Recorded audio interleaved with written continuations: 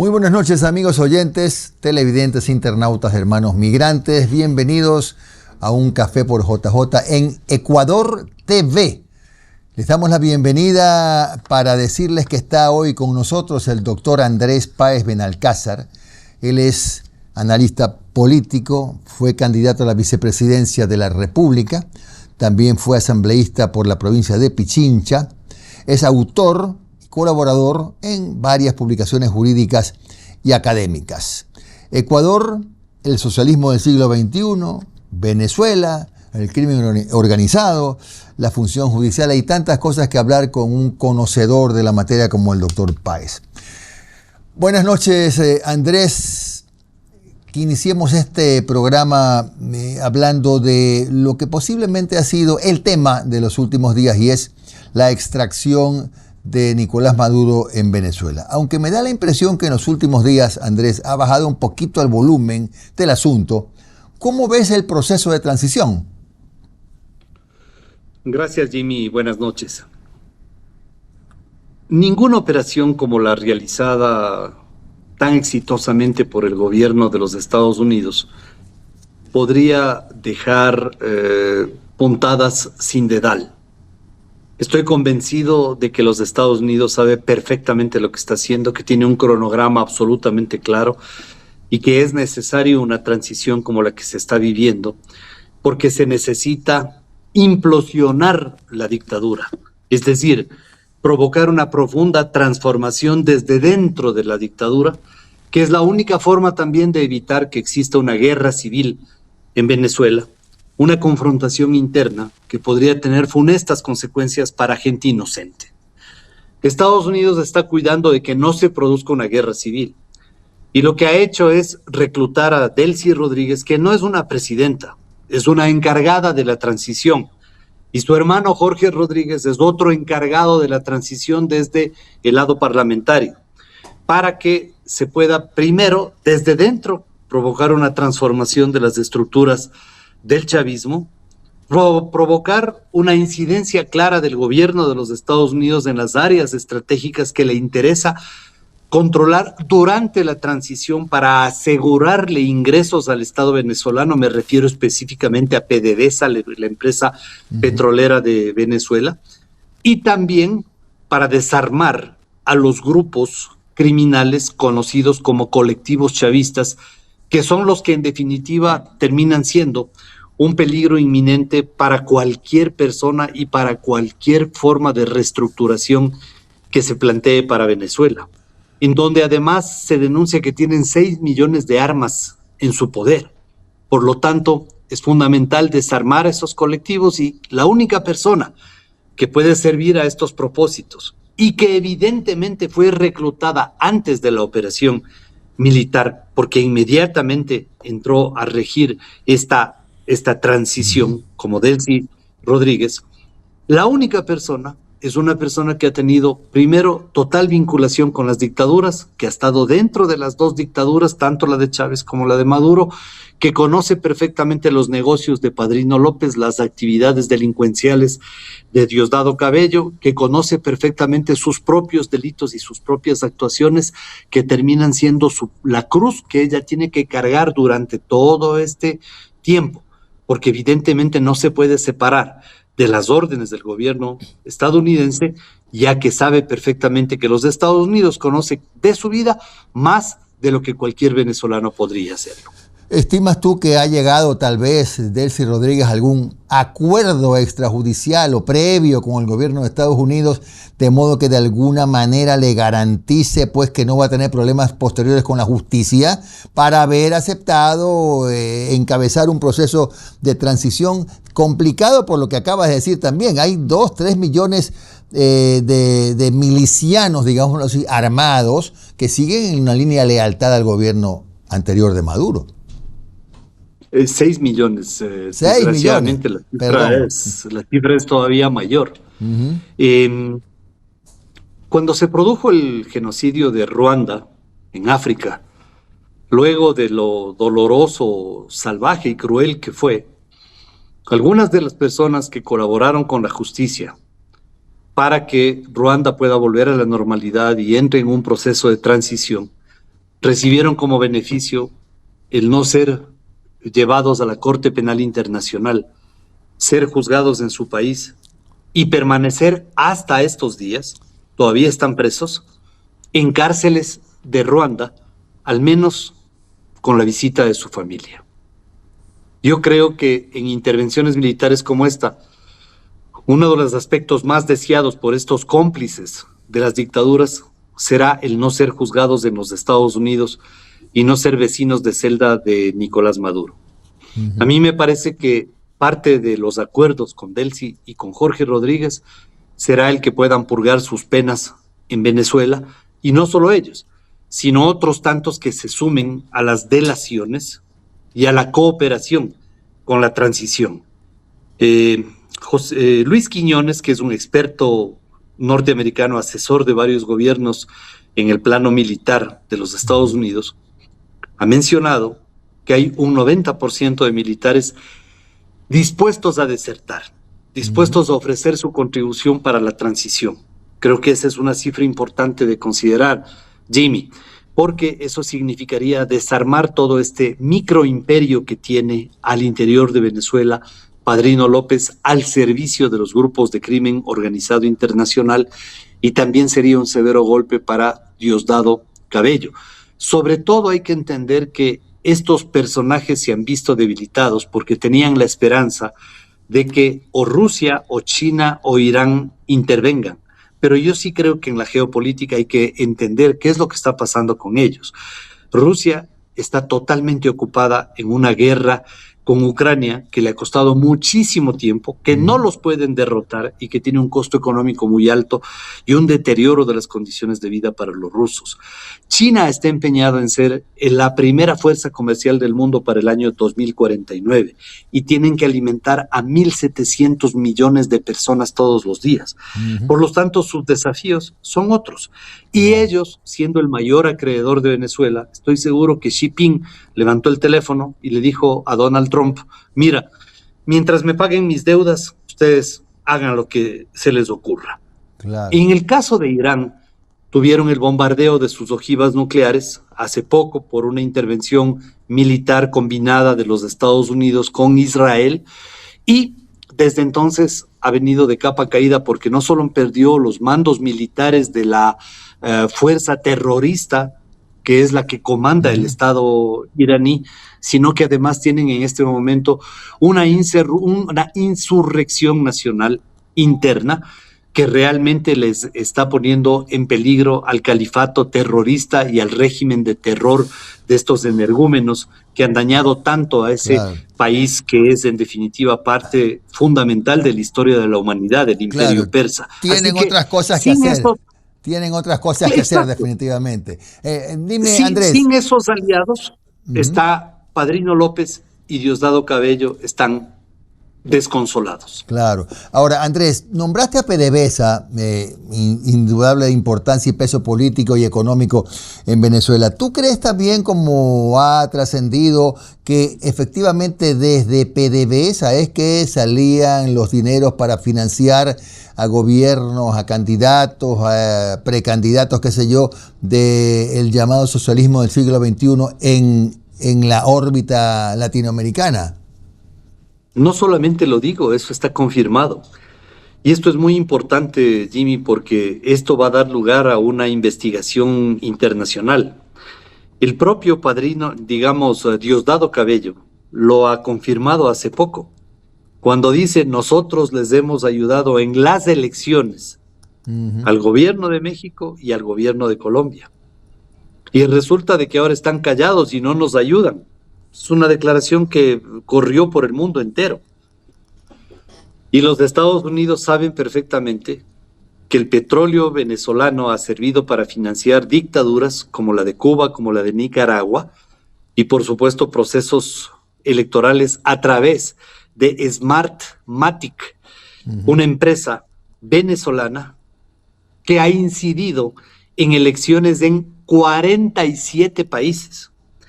Es más, incluso en las elecciones de los Estados Unidos ha habido una incidencia de esta empresa Matic, lo cual es una cosa verdaderamente abominable. ¿Y en Ecuador Estas son las... también? ¿En Ecuador Sí, por también, supuesto. o no?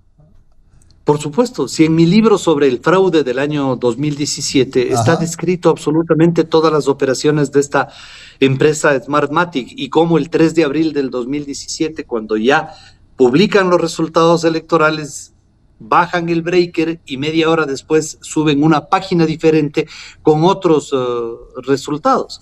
Y con eso nos dejaron fuera de juego a Guillermo Lasso y a mí, que ese día fuimos elegidos presidente y vicepresidente de la República, eso lo tengo documentado.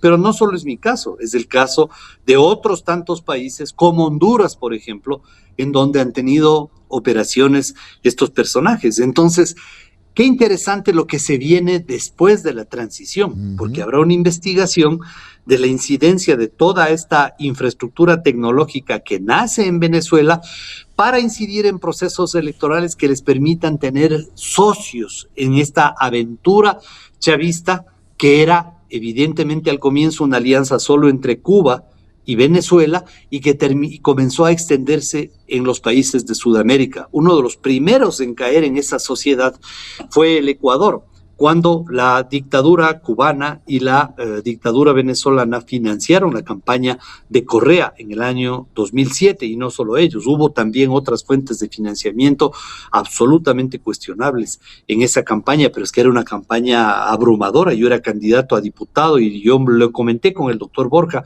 me acuerdo en ese entonces. Y luego incursionaron en Paraguay con Lugo, en Brasil con Lula, en Argentina con Kirchner y con la señora Fernández, en Centroamérica con Zelaya, y así sucesivamente, porque a ellos lo que les interesaba era no solamente el tema de UNASUR, sino tener un sinnúmero de socios que coaligaran a este empeño de entregarle la región a los criminales que podían financiar sus operaciones. Por eso primero crean el Foro de Sao Paulo y luego crean este Grupo de Puebla. Es decir, ha sido una infraestructura montada desde el año 2001 realmente, y claro, el que realmente montó todo esto fue Fidel Castro, y luego lo sumó a Chávez, luego lo conquistaron a Lula, Correa y así sucesivamente, y por desgracia han estado ya 26 años en operaciones con unos resultados absolutamente trágicos para la región. Andrés, vamos a hacer la pausa para regresar ahora a hablar de otros temas de la realidad nacional, como por ejemplo qué hacer con la implosión del crimen organizado, qué pasa en Ecuador con la administración de justicia, que otra vez está al vaivén de las olas y de los intereses políticos aparentemente. Regresamos con el doctor Andrés Páez Benalcázar en Ecuador TV.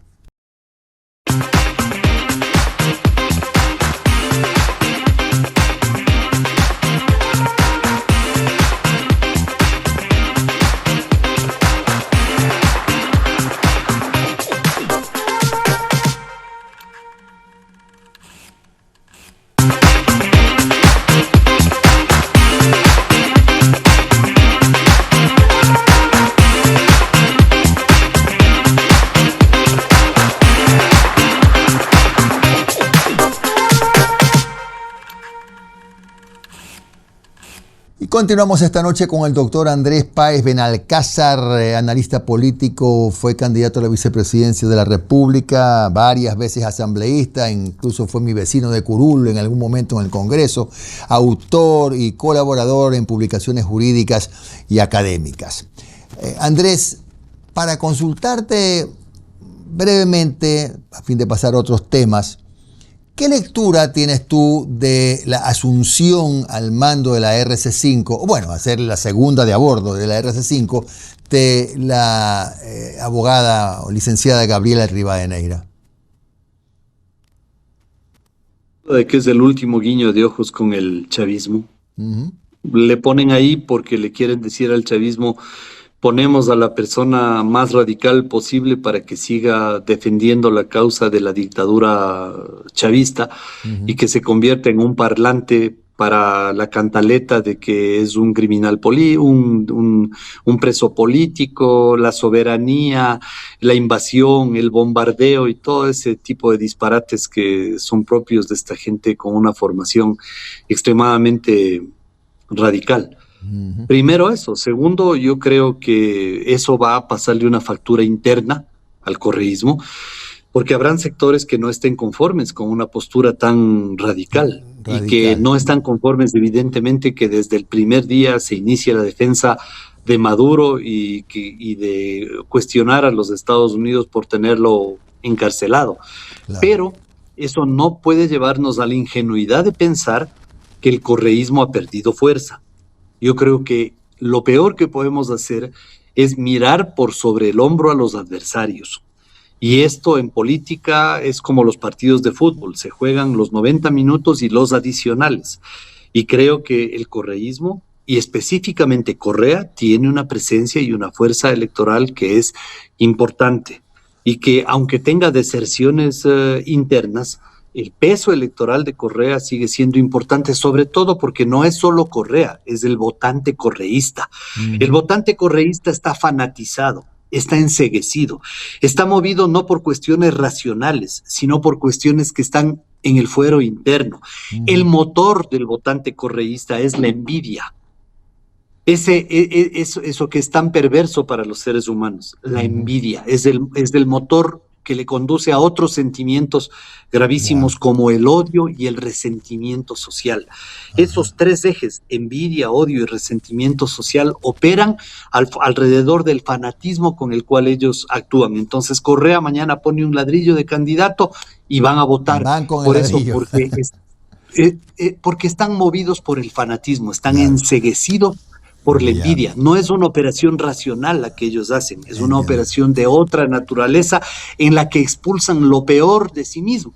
Por eso, no es solamente que hay que considerar el peso político y electoral de Correa, sino también el fanatismo del elector correísta que, aunque hayan personas que se marchen de esa tienda política, ellos igual siguen fieles a la causa. Es una buena lectura. A ver, Andrés, ¿cómo explicarnos lo siguiente? En Ecuador todos los días hay operativos, en todas partes, contra pues la delincuencia organizada, capturas de cabecillas de narcos y también mandos medios y también de los soldaditos de los narcos, allanamientos, se anuncia casi a diario también aprehensiones, capturas, de alijos de droga, bombardean bocaminas ilegales todos los días. Pero los niveles de asesinatos siguen siendo altos. Estamos en 50 por cada 100.000 habitantes. ¿A qué crees que se debe que pese a ese esfuerzo todavía no se bajan los números? Porque la fuerza pública está desbordada. Porque el tamaño de los operativos de la delincuencia, del crimen organizado en el país, son abrumadores. Se acaba de mencionar en un foro europeo la cantidad de droga que circula por el Ecuador. Desgraciadamente, cuando llegó Correa al poder en el año 2007, él tenía un trato anticipado ya con estos grupos criminales para que puedan operar a sus anchas en el país.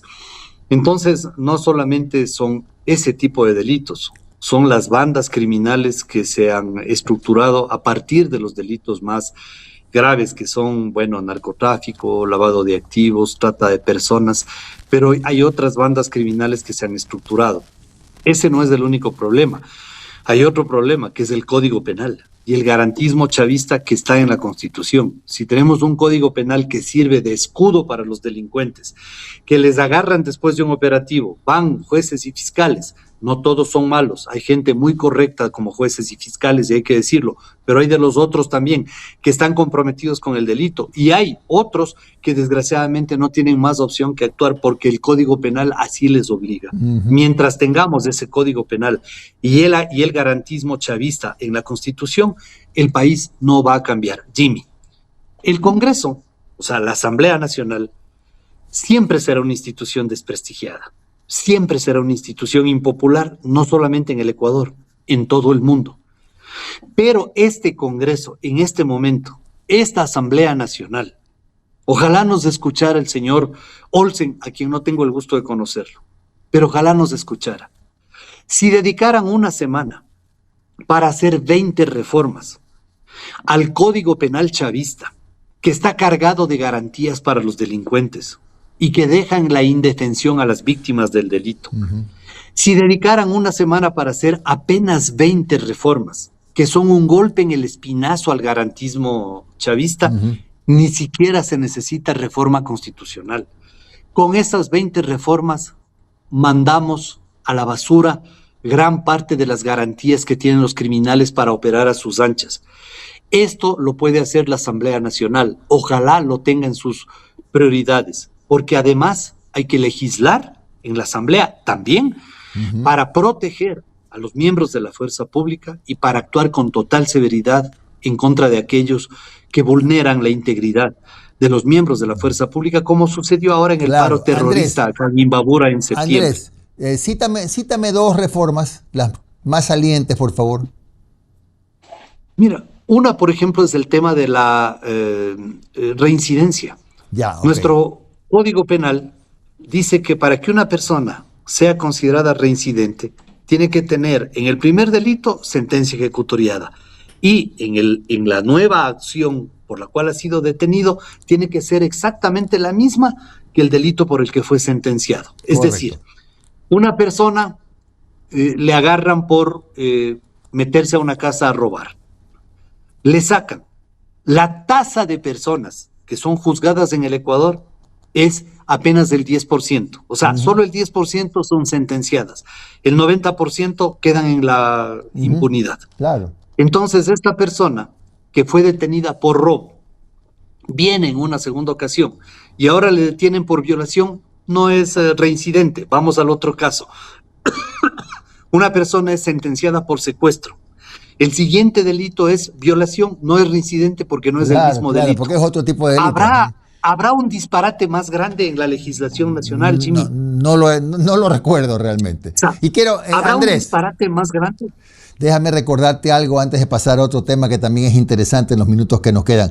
También han pasado barbaridades que mucha gente no se acuerda, ¿no? Yo creo que para mí fue un error gravísimo el del 23 de mayo del 2017, el decreto famoso 1440 del expresidente Correa un día antes de retirarse, que indultó a presos acusados de ser mulas de drogas y a enfermos graves, era parte del tema.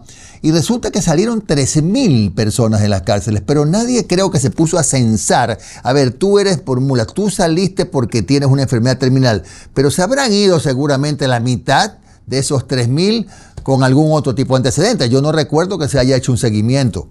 Eso fue un error, por ejemplo. Pero no solamente eso, Jimmy. Cuando inicia el gobierno de Correa, toman una medida parecida y ahí salieron 6.900. Yo hice una investigación sobre este tema siendo legislador y se llegó a determinar que el 96% de esas personas fueron reincidentes. El 96% volvieron a delinquir. Porque el problema es que esas personas salen de la cárcel ¿a qué?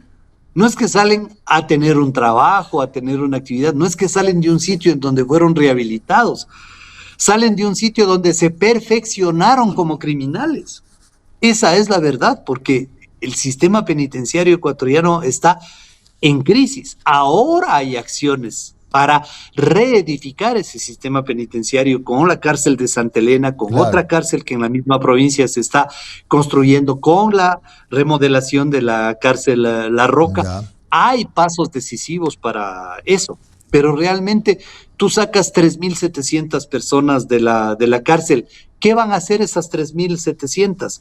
La inmensa mayoría se convierten en reincidentes. Entonces, la medida impuesta por Correa en 2 ocasiones, al comienzo y al final de su mandato, hubiera sido procedente si es que realmente hubieran condiciones de rehabilitación, talleres para que esa gente aprenda un oficio.